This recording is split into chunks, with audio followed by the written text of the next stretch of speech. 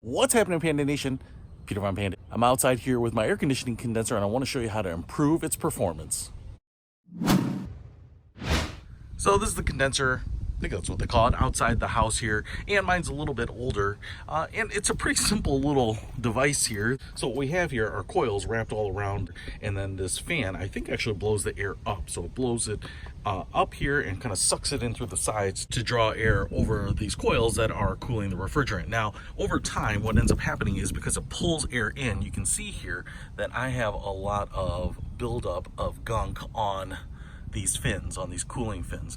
And the nice thing about this is you could kind of take this hull apart, and sometimes these are covered up with sheet metal so much that you can't even see it, but in my case I can see it pretty well here. So what I think I'm going to be able to do here, and because it's meant to and designed to take a beating from wind and rain in the winter, I'm just going to take my hose and kind of blast it in there, you know, not super high and certainly not a pressure washer, but just my hose, and see if I can get a bunch of this grime off it, because that's acting as an insulation.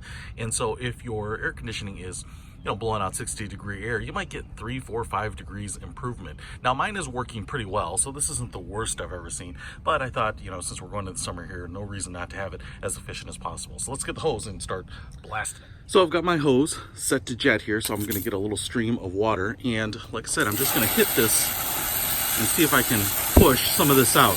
Now a lot of people say you're pushing that debris through the fins. I really want to try to give this a down angle to kind of push it down as opposed to pushing it through. And again, even though this is a jet, I'm not, you know, using a lot of water pressure on it, just trying to clear it off as much as possible.